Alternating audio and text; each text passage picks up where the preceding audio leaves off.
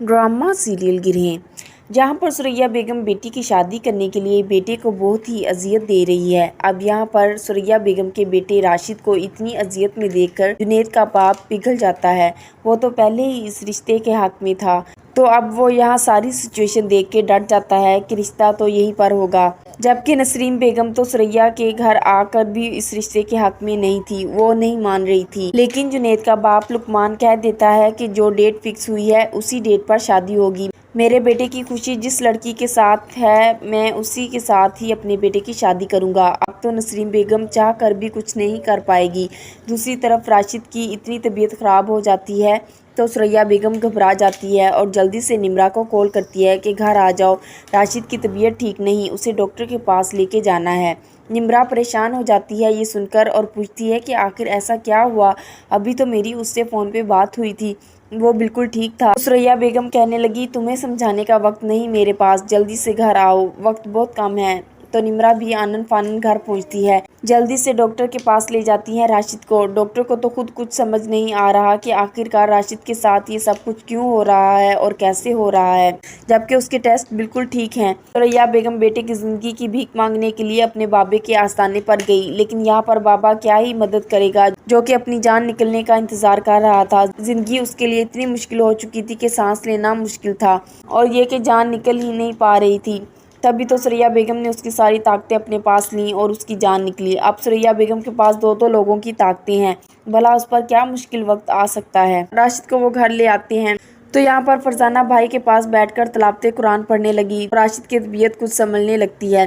बेशक अल्लाह के कलाम में बहुत ताकत है। एक तरफ राशिद की तबीयत बेहतर हो रही होती है तो दूसरी तरफ सुरैया बेगम के हाथ पांव टेढ़े होना शुरू हो जाते हैं, क्योंकि राशिद के पास जब भी कोई रूहानी अमल किया जाता है तो सुरैया बेगम की तबीयत बिगड़ने लगती है। इसलिए तो वो जल्दी से राशिद के कमरे में आती है। यहाँ पर फरजाना कुरान पाक की तिलावत कर रही होती है तो फौरन से पहले उसको झटक के पीछे कर देती है और कहती है, मत पढ़ो ये सब, मुझे अजियत हो रही है, मुझे तकलीफ हो रही है।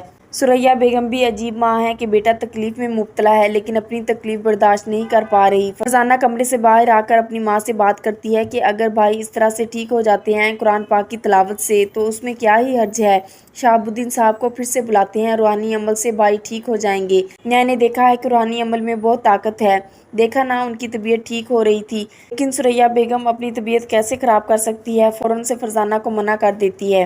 निम्रा बहुत परेशान है राशिद की वजह से, इसलिए उसके पास बैठी उसका सर दबाती रहती है और आंखों में आंसू हैं कि एक माँ अपने बेटे और वो भी अकलौते बेटे के साथ ऐसा कैसे कर सकती है। वो तो मोमानी जान के पास भी गई और मिन्नत करती है कि खुदा के वास्ते ये सब कुछ छोड़ दीजिए, माफ़ी मांग लीजिए अल्लाह से, वो तो बहुत रहीम है, वो तो माफ़ करने वाला है। देखिएगा आप माफ़ी मांगेंगी तो वो आपको ज़रूर माफ़ कर देगा और आप एक नॉर्मल लाइफ हमारे साथ गुजार सकेंगी। तो यहाँ पर सुरैया बेगम, जिसे काले जादू की आदत पड़ चुकी है और ताकत का लालच पड़ चुका है, कहने लगती है, माँ से माफ़ी मांग लूँ, कैसे छोड़ दूँ ये सब कुछ छोड़ना इतना आसान नहीं मेरे लिए। तो निम्रा सर पीट के रह जाती है और वहाँ से चली जाती है। लेकिन सुरैया बेगम की हालत बिगड़ जाती है क्योंकि अब वक्त है उसके ज़वाल का।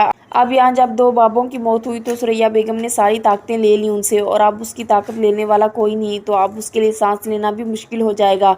मौत की भीख मांगेगी लेकिन ज़िंदगी भी उसका पीछा नहीं छोड़ेगी और मौत भी नहीं आना चाहेगी, लेकिन इतनी आसानी से नहीं। अब यहाँ पर सुरैया बेगम ने इतनी ताकत होने के बावजूद क्या ही हासिल किया, सिर्फ एक निम्रा को, और तो उसके पास कुछ भी नहीं। निम्रा कमा कर लाती है और कोई वसीला ही नहीं कमाई का, छोटे से घर में रहती है, किसी महल में भी नहीं रहती। अगर इतनी ताकतें थीं और वो भी इतनी असरअंदाज होने वाली ताकतें, तो फिर उसने अपना लेविश लाइफस्टाइल क्यों नहीं गुजारा और अपने बेटे को एक जिम्मेदार इंसान क्यों ना बना सकी, क्योंकि गलत तरीके से ली गई ताकत देर पा नहीं रह सकती। फायदा देती है तो सिर्फ रूहानी ताकत। अगर अल्लाह से गिड़गिड़ा कर, नमाज पढ़कर और कुरान पाक पढ़कर मांगा जाए तो दिली सुकून भी मिलता है और जो कुछ इंसान मांगता है वो भी उसे मिलता है, बेशक देर से मिले। बस ये तो ईमान की कमजोरी है कि इंसान गलत रास्ते पर निकल पड़ता है।